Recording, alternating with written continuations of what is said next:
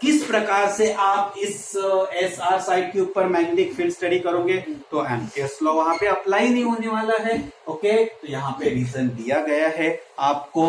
Okay, वही reason आपको exam में लिखना है। तो there is no external magnetic field, so B is equal to 0। Okay, और बी इज इक्वल टू 0 अगर यहाँ पुटअप करते हो तो again we get the answer 0। Okay, तो इस प्रकार से थर्ड टर्म का भी आंसर यहाँ पे आपको क्या मिल रहा है, 0 मिल रहा है। तो इस तरीके से 4 टर्म्स में से 3 टर्म्स तो यहाँ पे 0 हो गए।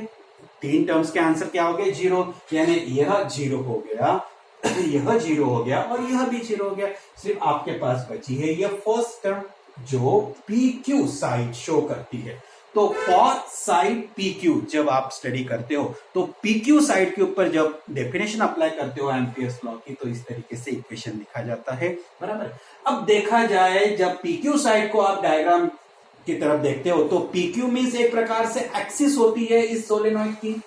पी क्यू जो साइड यहाँ पे आपको दिखाई दे रही है इस रेक्टेंगुलर लूप की एक साइड जो यहाँ एक्सिस शो करती है इसकी सोलेनॉइड की, बराबर है। और एक्सिस शो करने के बावजूद length of that side it is just parallel to the direction of magnetic field, यानी डायरेक्शन ऑफ मैग्नेटिक फील्ड और ये साइड दोनों की दोनों एक प्रकार से पैरेलल यहां होती है, और पैरेलल होने के कारण थीटा बिकम्स 0, सो cos 0 बिकम्स 1। तो पुटअप करो ये वैल्यूज यहां पे, तो आपको मिलता है इंटीग्रल बी डीएल, बी आपको निकालना है integral DL. Integral DL means total length of that loop. तो यहां पे total length means of that loop, यानी पूरी लेंथ यहां पे नहीं, अपन ने पूरी लेंथ को यहाँ पे एक साथ कंसीडर किया ही नहीं है। आपने उस क्लोज पाथ को 4 पार्ट्स में डिवाइड किया है साइड के हिसाब से, बराबर है। तो जब आपने क्या किया है,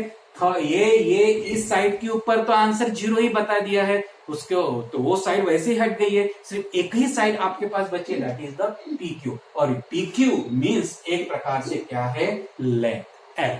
ओके, तो टोटल लेंथ जब आप इंटीग्रल डीएल कहते हो तो इंटीग्रल डीएल का मतलब होता है टोटल लेंथ, तो that total length it is the small L. तो line integral P Q is equal to vector B dot DL is equal to B L. तो इस तरीके से आपको यहाँ पे आंसर मिलता है, आपको यहाँ पे आंसर मिलता है इक्वेशन 4। ओके, तो इक्वेशन 3, इक्वेशन 4, इक्वेशन 5, इक्वेशन 6, इस तरीके से आपको यहाँ पे आंसर देते हैं।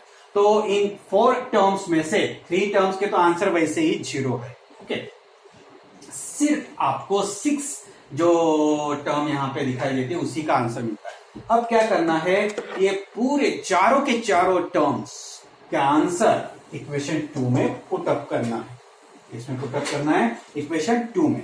तो चलिए पुटअप करते हैं। ओके, तो आपको आंसर इस प्रकार से मिलेंगे, अगर चारों को आपने पुटअप कर दिया तो first term that is P Q, P Q means B into L, बाकी 0, बाकी पूरे टर्म के आंसर क्या होते हैं, 0। तो इस तरीके से line integral according to the definition के हिसाब से line integral of magnetic field of induction around the closed path is equal to BL, and this is the equation number 7.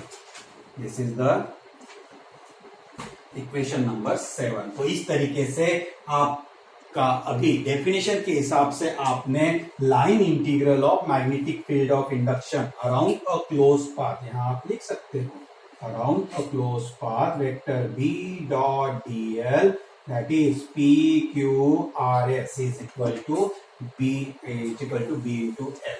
ठीक है, तो इस तरीके से आपका यहाँ पे डेफिनेशन के हिसाब से क्लोज पाथ के ऊपर आपने मैग्नेटिक फील्ड को स्टडी किया है B into L। ठीक है, फिर आपके पास इक्वेशन 1 है और आपके पास इक्वेशन 7 है। 2 इक्वेशन अभी फिलहाल आपके पास है। दोनों इक्वेशन को जब आप इक्वेट करते हो, क्योंकि आपको मैग्नेटिक फील्ड निकालनी है, अभी आप मैग्नेटिक फील्ड के ऊपर नहीं आए, आपने सिर्फ स्टेटमेंट बताया है इक्वेशन 1 में, और इक्वेशन 7 या इक्वेशन 2 में आपने क्या बताया है, सिर्फ डेफिनेशन ऑफ एम्पियर्स लॉ बताइए। क्या बताइए, सिर्फ यहाँ पे डेफिनेशन ऑफ एम्पियर्स लॉ बताइए। बराबर है। तो दोनों को अभी कंपेयर करना है, स्टेटमेंट और डेफिनेशन, इन दोनों के आंसर को कंपेयर करना है। दोनों के आंसर को कंपेयर करने के बाद आपको लास्ट आंसर यहां पे मिलने वाला है। ओके, तो उसके लिए अपन यहाँ पे ये डायग्राम मिटा देते हैं।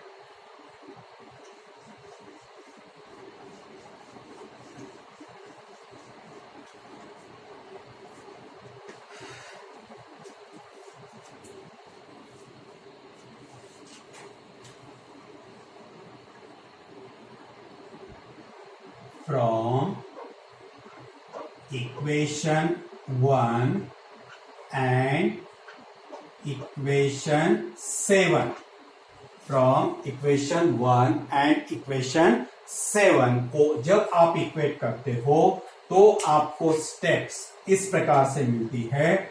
B into L is equal to mu 0 NIL। Okay, तो L कैंसल, तो B is equal to mu 0 NI। Okay, so it is equal to N means small n, small n means number of turns per unit length, therefore B is equal to mu 0 n upon L into I।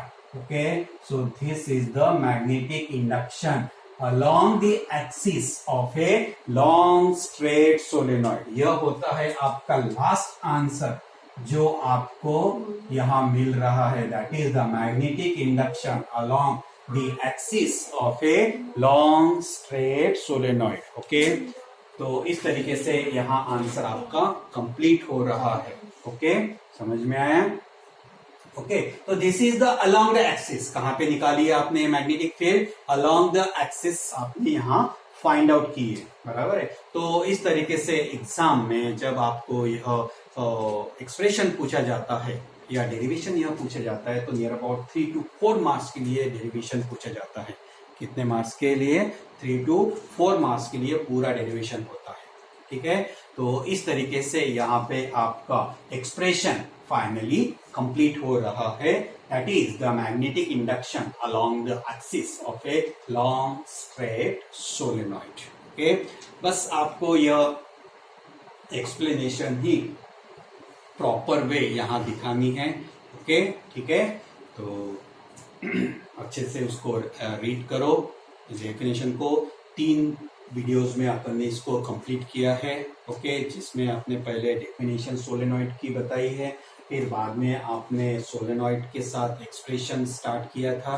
Okay, तो starting आप loop तक define किए गए थे, loop के बाद फिर finally आप इस आर्टिकल पे यानी कि सॉरी इस फार्मूले तक आते हो। ओके, तो इस तरीके से 3 वीडियोस में आपने इस आर्टिकल को यहाँ पे कंप्लीट किया है। तो रीड करते वक्त बराबर अच्छे से तीनों वीडियोस को 3 या 3 और 4 वीडियोस यहाँ पे हुए हैं इस आर्टिकल के ऊपर, तो उनको अच्छे से वॉच करो। ओके, समझो। ओके, एंड देन उसको अच्छे से लर्न करो। ओके, ठीक है, सो थैंक यू।